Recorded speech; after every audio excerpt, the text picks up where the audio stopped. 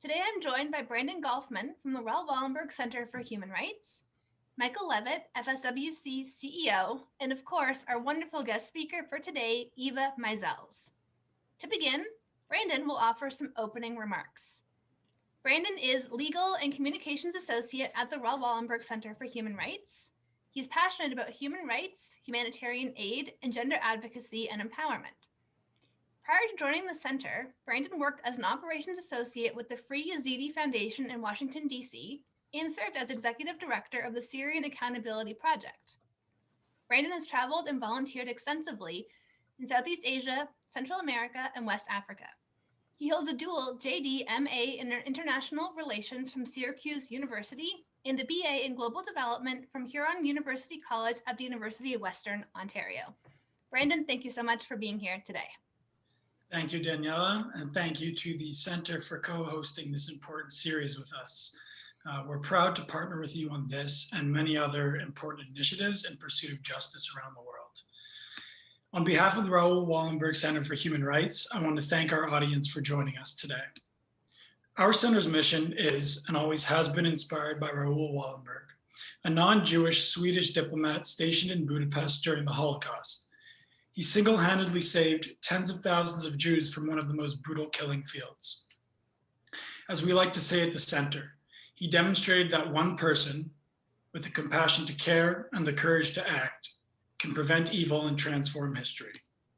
One of the pillars of our center's work focuses on preventing genocide, including the current genocidal campaign against the Uyghur people at the hands of the Chinese Communist Party. That's why opportunities like these, to hear testimonies of survivors, is not only important and timely, but necessary for the prevention of future atrocities. I'm honored to be here to witness and hear the story of Eva Meisels. And on behalf of the Raoul Wallenberg Center for Human Rights, I want to thank her for sharing her story today. Enjoy the program, everyone. Thank you so much, Brandon. We appreciate you joining us today, as well as this ongoing support and partnership with the Raoul Wallenberg Center. Without further ado, I am pleased to welcome our guest speaker for today, Eva Meisels. Please give her a warm welcome. Eva, the stage is yours. Thank you very much, Daniela and Brandon. First of all, I just want to say hello to all my friends there. And second of all, Brandon mentioned that I'm going to tell you my story. I like to start out saying that it is not a story. These are my experiences, the things that I had gone through, and a story anybody can sit down and just make up and write it up. Anyway, you see the first slide, which is the map of Hungary. And on the left side is the Dohány Synagogue, which is the second largest in all of Europe. It's a beautiful, beautiful synagogue. I was born in, can you change the slide, please? Okay, I was born in 1939. It's a fantastically good time to be born. I was born in July, and it's September the 1st when Nazi Germany attacked Poland, as you all know. My parents came from Orthodox families, and this is a slide, a picture of my dad in 1930. And on the other side, you see his whole family. He had one sister. My father is the tallest guy, the firstborn in that picture. Next slide. This is my mother's family in 1936. Now, that is the last picture we have of my mother's family, and that was taken exactly at Pesach time, Passover time in 1943.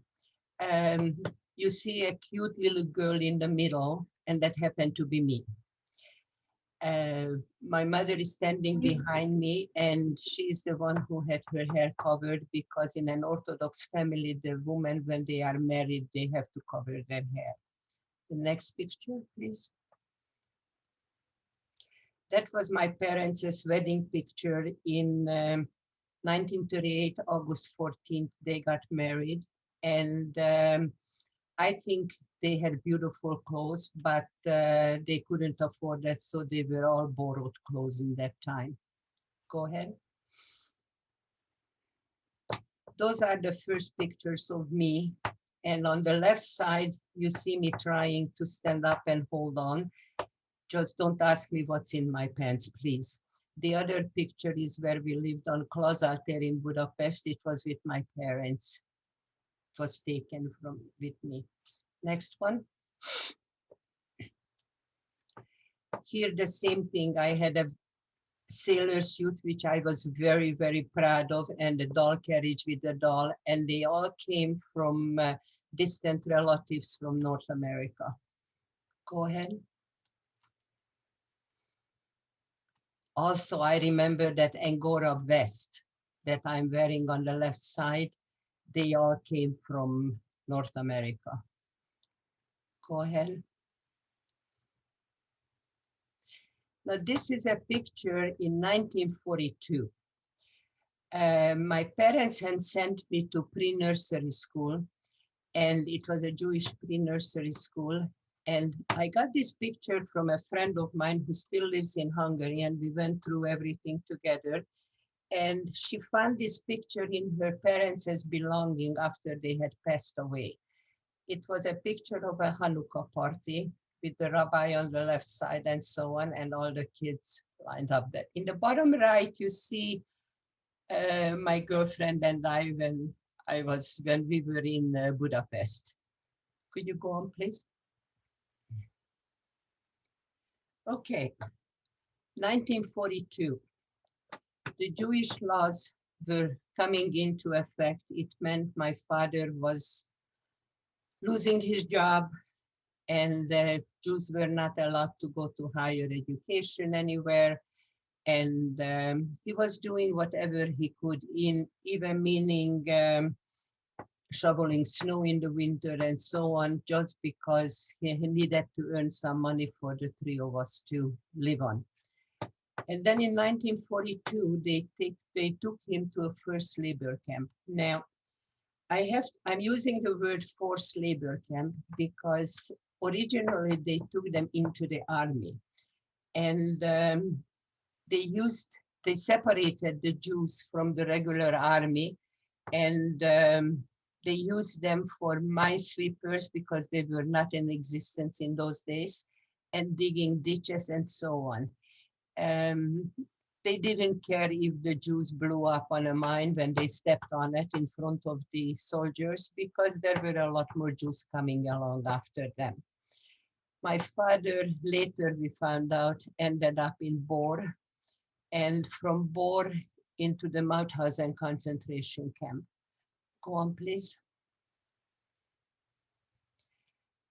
Then what happened was 1944, March 19th, the Nazi Germany had found out that the Hungarians wanted to pull out from their alliance with the Nazi Germany, and they occupied Hungary from one day to another.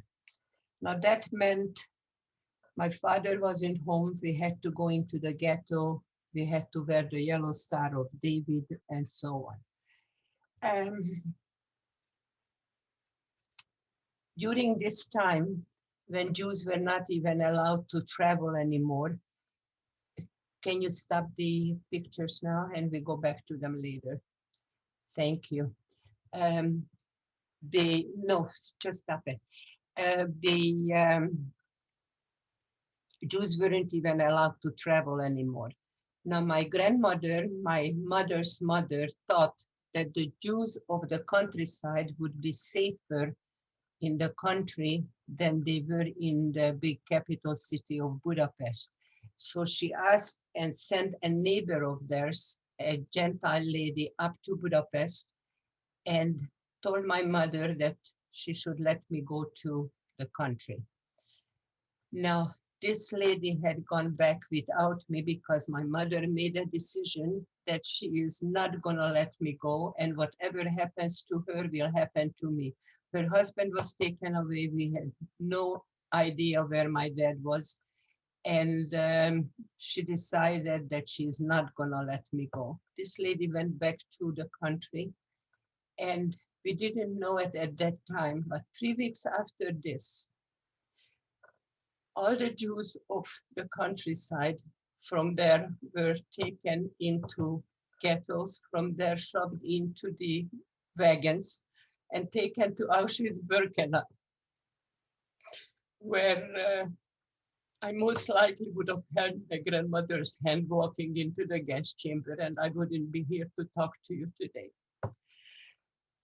My grandmother, my grandfather, they were quite old at the time they were taken, and all the younger siblings, my aunt and uncles, were taken. And some of them, we had used their names, and when my grandchildren became bat mitzvah age, they did the twinning program on some of my younger aunts and uncles who were about 11 years old at the time when they were taken away, and they never ever had a chance to have a bat mitzvah.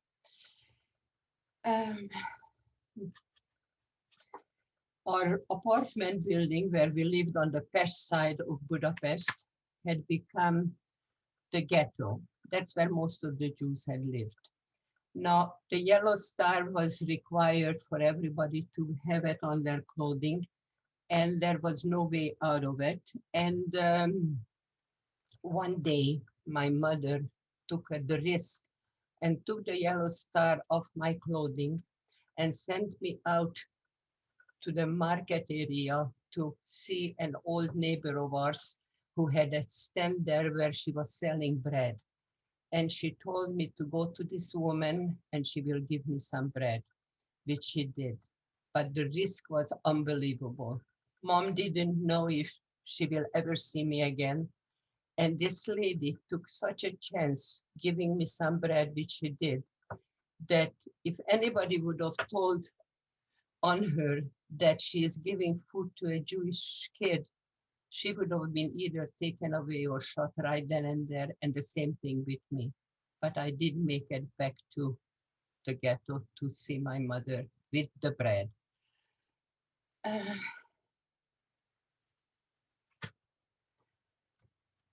Then the war really was going on.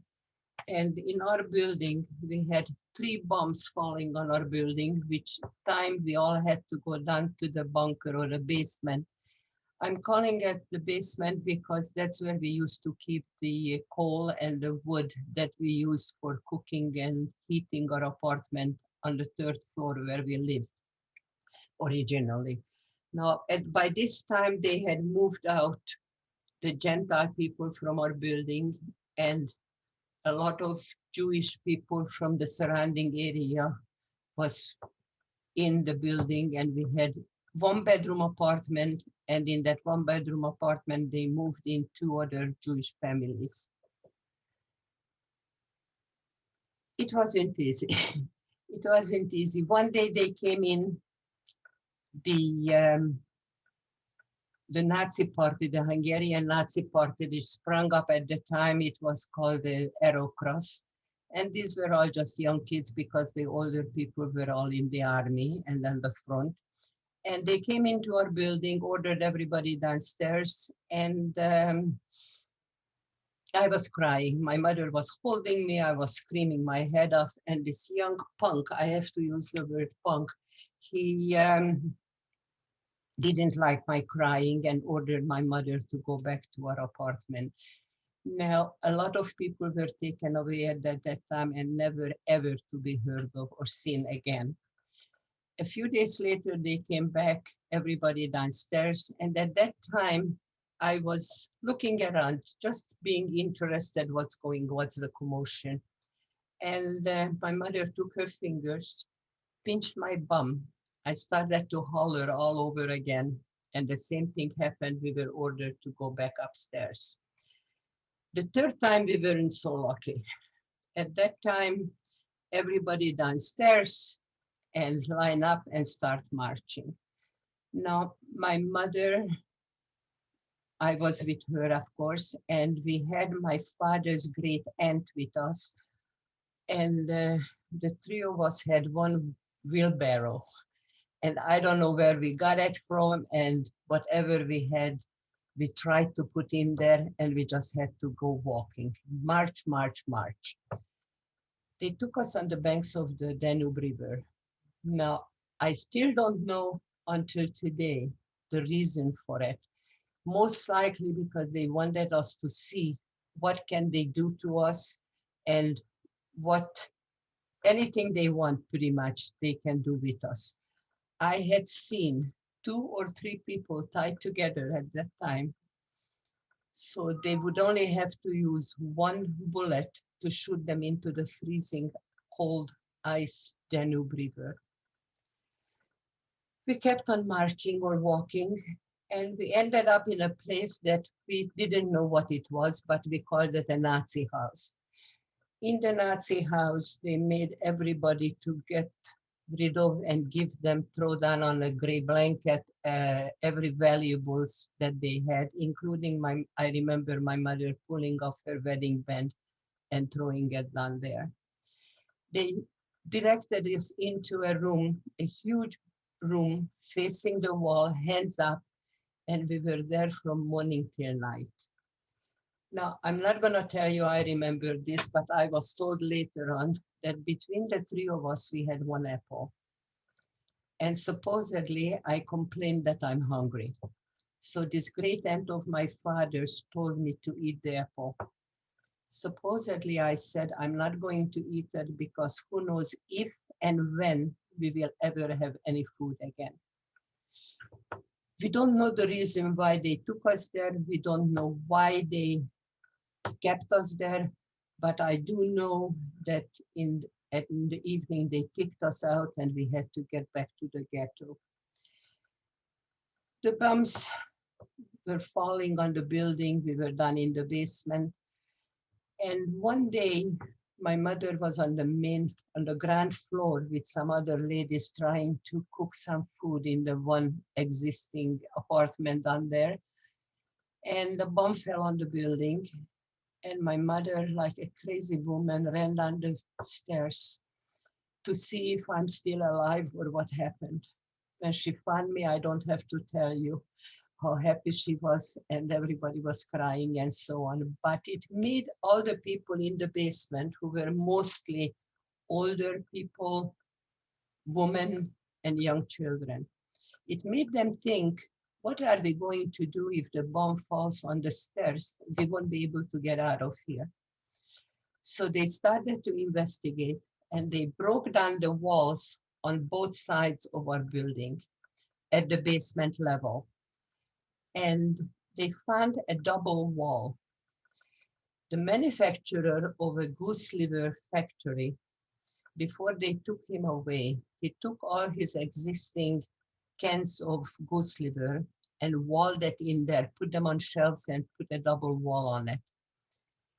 When we found it, I don't have to tell you what a relief it was, because in the ghetto, when people were dropping, dying, starving for about 2 weeks, our building and the 2 existing buildings to us, the next 2 other buildings, we lived on goose liver. I don't know if you know it, if you like it, but I still love it, and it's a delicacy even today. I told you about when she took me into when she took the yellow star off of my clothing and sent me there. About the pictures that you had seen, I have to tell you right here and then, my grandparents' neighbor, the lady who came up to Budapest to wanting me to go with her to the countryside, had her husband go over to my grandparents' house before they took them away. And he said to my grandfather, give me everything you would like to save, and I will go to my backyard, dig a hole, and put everything in there. And when, not if, when you come back, I will give back everything to you. Which he did. They did after the war, when one of my uncles made it back after concentration camps and all. He gave everything back, including all those pictures that you had seen. That's the only reason I have those pictures. One day, I don't know how, but some distant relative got hold of some papers from Raoul Wallenberg.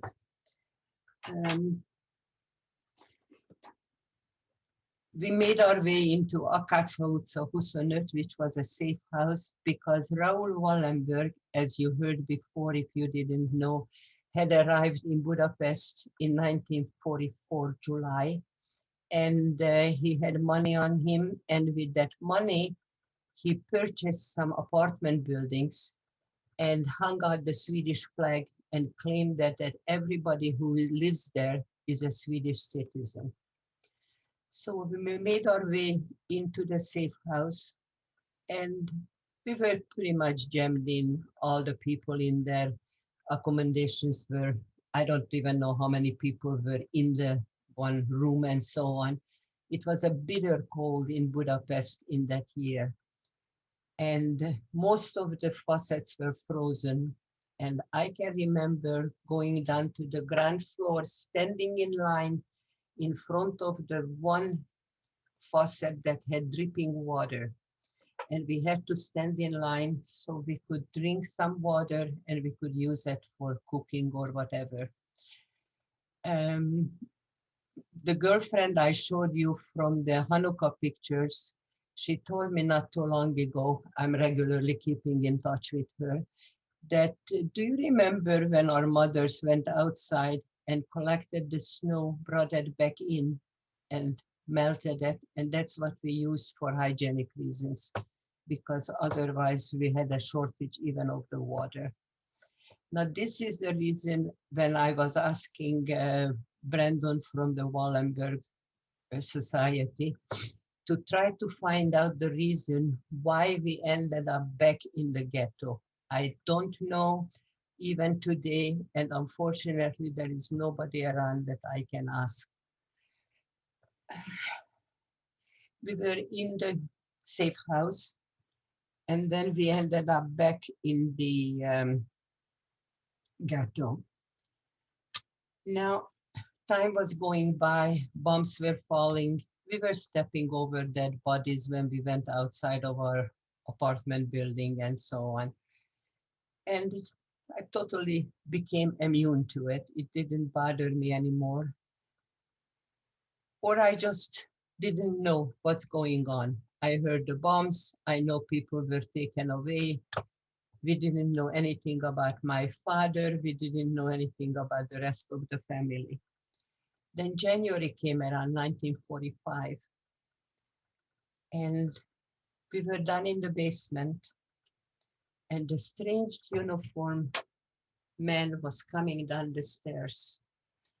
Now, by this time, we knew the Arrow Cross uniform, we knew the Nazi uniform, we knew the Hungarian uniform, even as kids, but we had never seen this one. He was coming down the stairs with a gun in his hand. I don't know if it was a small gun or a big gun. I still don't know anything about guns. And he came down the stairs not knowing whom he is going to face. It could be a Nazi who was changing clothing with a Jew or just trying to hide there and so on. He came down the stairs and he saw my girlfriend and two other girls and myself huddled in the corner. And with one hand on the gun and with the other hand, he reached into his knapsack and pulled out a piece of bread and gave it to us. That was the first time that I had somebody in a uniform actually giving me food. That was my liberation. The Soviet army, the uniform that he wore, arrived in Budapest. And they said, okay, you're liberated. Go and do whatever you want. Now, where do you go? We went back upstairs to our apartment and trying to find out things, what happened to our family.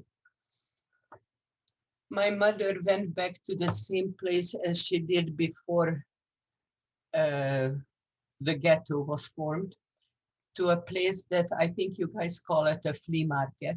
She got hold of some old clothes, brought it home, washed it, ironed it, and took it back most of the times on the same day and sold it so we would have a little bit of money to live on.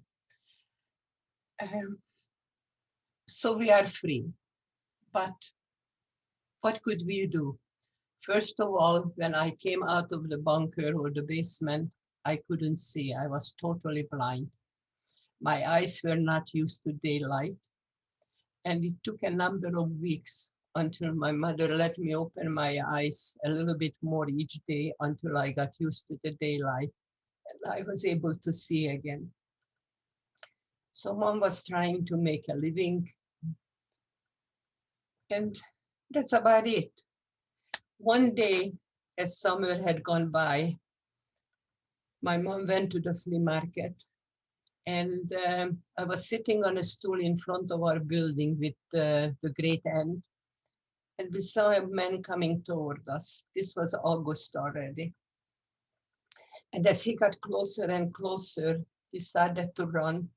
And when he got close enough, he picked me up, started to cry, and I didn't recognize my own father. He went through Boer, he went through Mauthausen, then he was on the death march, and he was pretty sick. And it took him all of the time until August to make his way back to Budapest to us. Of course, he was asking about my mother, and when he was told that she should be home soon, and he kept asking about the rest of the family. Excuse me. We didn't have much to tell him. At this time, people were stopping each other on the streets, looking for people who knew their relatives. Everybody was asking, were you in the camps? Where were you? Did you know such and so on? Slowly, some people started to come back. And my father had to go to the hospital. He had to have surgery because, of course, during this time, he developed ulcer. And after the surgery, when he recovered, he found a job. My mother found a job, and like it or not, they put me in school. I went to a parochial school for 4 years when they nationalized all the schools, and I had to go to a public school. And a new life had started. Some people started to come back. I had one aunt of my mother's sister and a brother of my dad, one of them, whom after they were liberated in Germany, they were taken to the Soviet Union and they did not make their way back to Hungary until 1947. As I mentioned that to you, one of my uncles who was a baker, he went back to his hometown and started up a bakery. And my mother and I traveled on the top of the train for 3 days to go and see him. We heard some rumors that one of my aunts was alive and she's in Romania. So my mother left me with my uncle and made his way to Romania, where of course she did not find my aunt, her sister. Came back a week later, and I, of course, as a young kid, I informed her that my uncle was starving me and beating me. It turns out that he was putting the bread into the oven, and I decided I was hungry, so he used the handle of the thing that he was putting the bread into the oven and pushed me aside. So, of course, as a young kid, I informed my mother that my uncle was beating me and starved me. But anyway, we went back to Budapest and we were together. Mom was finding a job again in a grocery store. My father found a job and I was in school. But we had lived under communist regime, under the Soviet Union's rules. And the Hungarians did not like it very much. So what happened was in 1956, October the 23rd, there was a revolution in Hungary.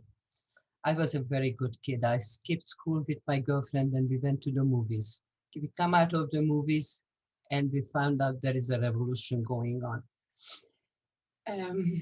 But my parents had found out that there was a way of trying to pay off some people who would help us cross the border into Austria.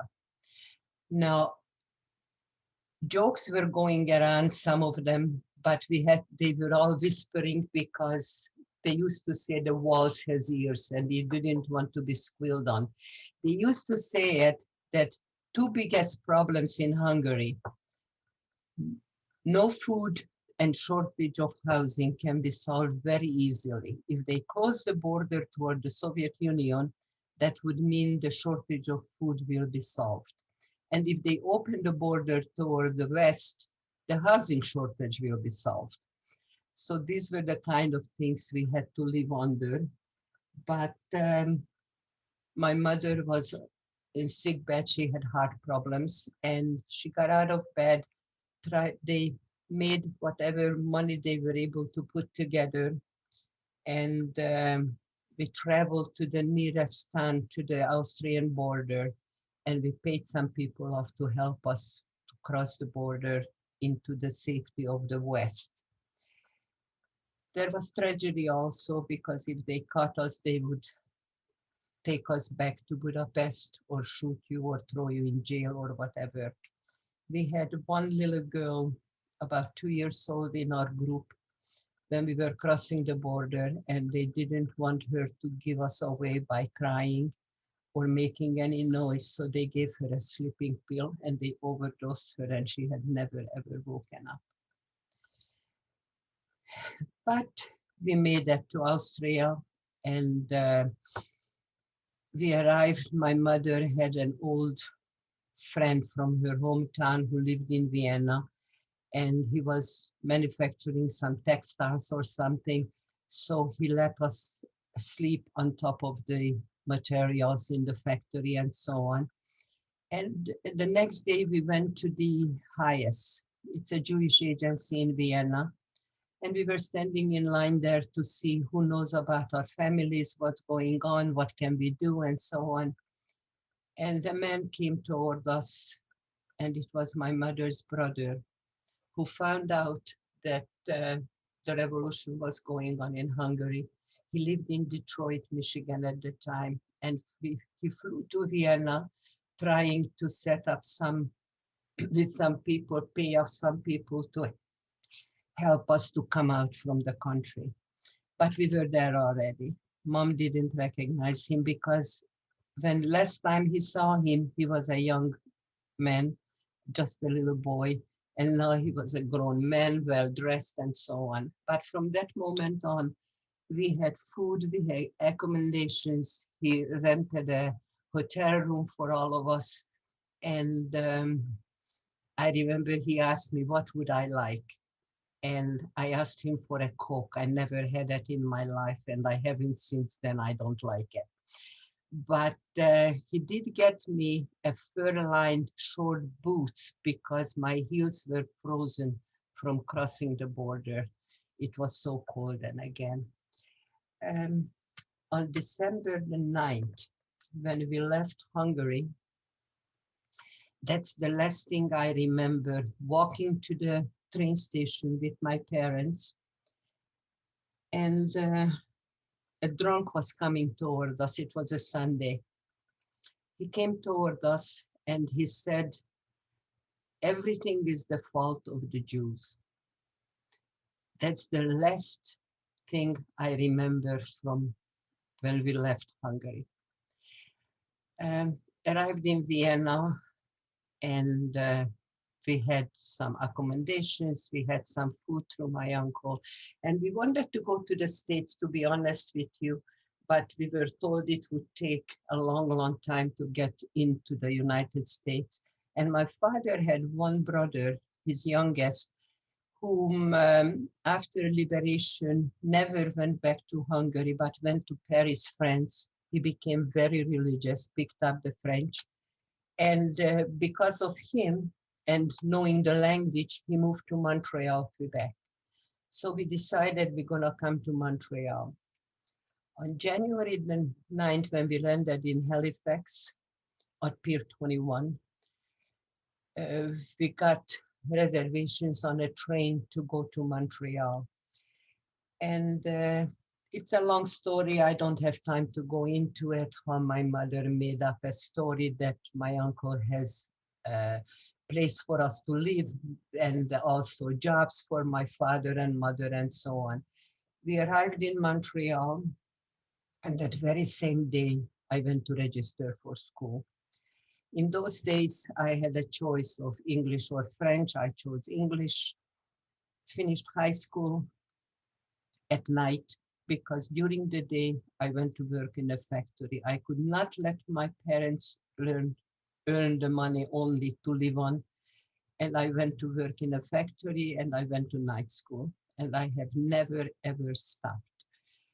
After finishing high school, I went to Sir George Williams College and kept on learning and reading and so on. In 1959, in Montreal, June 28th, I was invited to a friend's wedding, and that's where I met my husband. He came from Hartford, Connecticut, where he lived then, and he was also a survivor of the Holocaust. He went through concentration camps, Strasbourg, and then in Bergen-Belsen, which thank God he survived. And 2 years later, 2.5 years later, after this wedding where I met him, we got married in the same shul in Montreal, and I went to live in Hartford, Connecticut.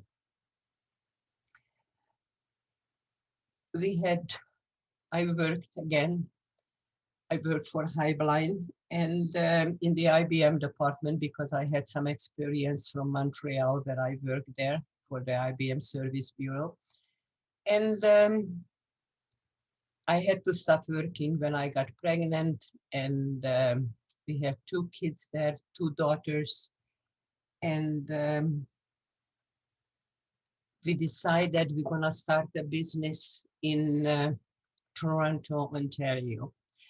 Leslie's family lived in Toronto, and it was a good grant for us, we thought, to start a business, which we did. It was called FGL Precision Works, F for Frank, G for George, and L for Leslie. And they worked in the plastic industry, making molds for it. And I was home at first with the 2 little kids, and I could not go to work until they were so tiny and little. So I had taken in typing, and while the kids were sleeping, I used to type all night. When they started kindergarten, not only I went back to work, but I also went back to school. I went to Seneca, I went to York, and I started a job working in the public school system. And life was going on, the kids were growing and so on. And the business was doing pretty well at that time, except they worked pretty much day and night. Many a times it happened that they didn't even come home the same day when they went to work. And after this, I was typing and working and went to school and so on. And then first Leslie got started with the Holocaust Center, got involved with them. And I was a docent there. And after that, they tried to talk me into start speaking about my experiences to schools and children and other adults later on and so on.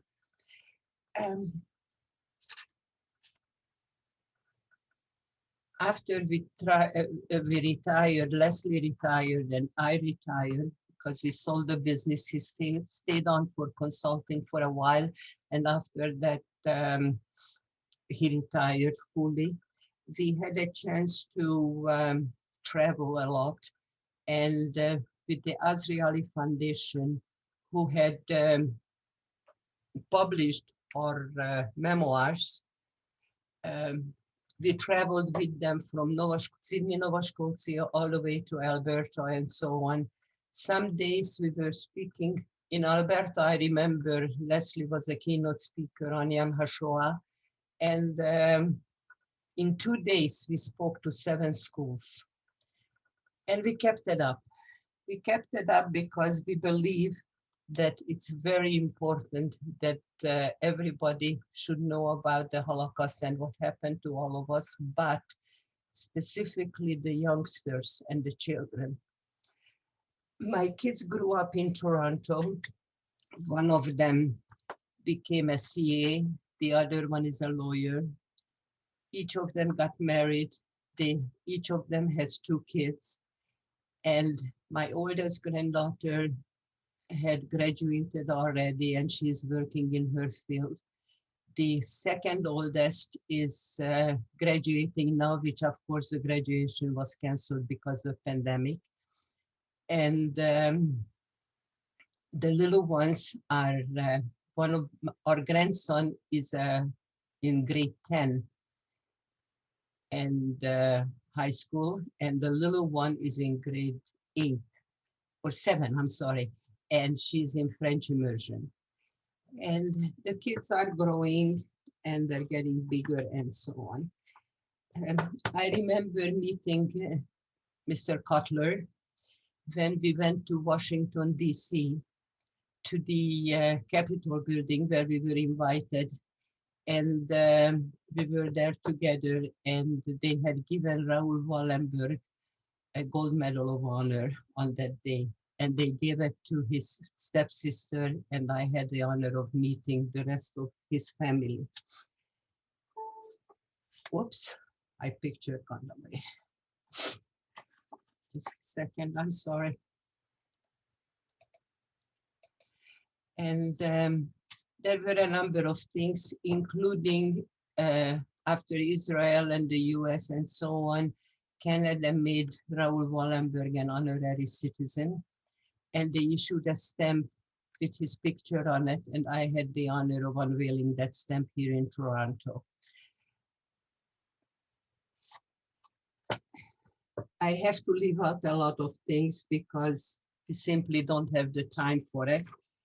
But unfortunately, my mother had passed away of lupus on July 26th of 1983. And my father had Parkinson's, which was drug-induced in Montreal. And he passed away here in Toronto in 1996. Then came a terrible, terrible time in my life, because 2.5 years ago, my husband got sick right after Jordan's bar mitzvah, where he was still able to bless him and be at the bar mitzvah. He was fine. 3 weeks after that, he ended up in the hospital. And on June 25th, he passed away after 57 years of marriage. He was a wonderful guy. I cannot tell you how much I miss him. And life is going on right now. I'm doing this on Zoom with you guys because we can't be together. But I'm looking forward to the day when we can be. And it will be nice to see each and every one of you. And it's hard. Now with Passover, I'm still staying home. We're gonna do the Seders on Zoom with the kids, and that's about it. Danielle, can you show the rest of the pictures, please? For sure, we can put those up. Thank you so much, Eva, for sharing that with us. I know it must be very difficult for you, and we know how much you miss It's Leslie. hard. Can you show the rest of the PowerPoint? Yeah. Okay, that was after the war, with my mother in 58, my parents in 57, and so on. Go on. The next one. That was our wedding day. The left one is on our engagement. And on the right side, you see our wedding picture. Go ahead. Now, on our 50th wedding anniversary, the kids threw us a party, and some of these pictures are from that time. And on the bottom left, you see my father on when Edith became a lawyer. On the, I don't see the others. The kids were younger. We had people, they had announced and had people here from the States, from all over Canada and so on. We had a beautiful, beautiful party then. And that was my family at that time. You see Jordan, they're just a little boy, and now he is a 15-year-old grown man. Go on. That was the picture when the unveiling of the stamps with the Israeli ambassador and so on. Next one. That is a picture of the Schutzpass, the safe papers that Raoul Wallenberg had given out. He had not only gave it to the people so they were able to go into the safe houses, but he had gone to the railroad stations and gave these papers out and saved a lot of people. He also had a number of people working with him who helped him make up fake ones when he ran out of the original ones. And some people even dived into the cold water of the Danube and tried to save some people if they were able to manage it. Next one. When I'm speaking to people, I like to use, specifically to students, I like to use these two quotes. I would like you to read that, or I can read that if you like. One of them is by George Santayana, and he said, "Those who cannot remember the past are condemned to repeat it." The other one is by a pastor, and he said this from the pulpit. First, they came for the communists, and I didn't speak up because I wasn't a communist. Then they came for the trade unionists, and I didn't speak up because I wasn't a trade unionist. Then they came for the Jews, and I didn't speak up because I wasn't a Jew. And then they came for me, and by that time, no one was left. Thank God he survived the concentration camp where they threw him in. And one of the men who was helping him during the time when he was in Budapest was Per Prager, and he became ambassador from Sweden to Canada, and I had the honor of meeting him also. I don't know if there are any more pictures for you there. Can you check, please? No. Eva, thank you so much for sharing your story with us. And I know on behalf of all of us, we all felt the emotions, how hard it was for you, but also, you know, how important it is to share the story. I'm wondering if you mentioned specifically how important it is for young people to hear these stories and to learn from them. And I totally agree with that. What are some things that young people today can do to make sure that we don't forget lessons of the Holocaust and we remember these things and we carry them forward? Do you have any advice for students or for younger people or for even any of us of what we can do? I like to tell them that usually these things starts with a simple bullying, or it starts with a joke that you can take it on. I tell you honestly, I am guilty of laughing at some of those jokes. And then it ends up with the jokes and then the bullying and the shoving each other. And look what happened. This is the whole thing, how it started. Just because the Nazis did not agree that the Jews should be alive because they didn't have the same eye color or religion or sexual preference or anything like that. We are talking about 6 million Jews, including 1.5 million children. And I do believe that if the kids know this, and if the kids trying to prevent it and speak up, that's the main reason I'm showing those two quotes, because you have to speak up. when you see or hear some injustice.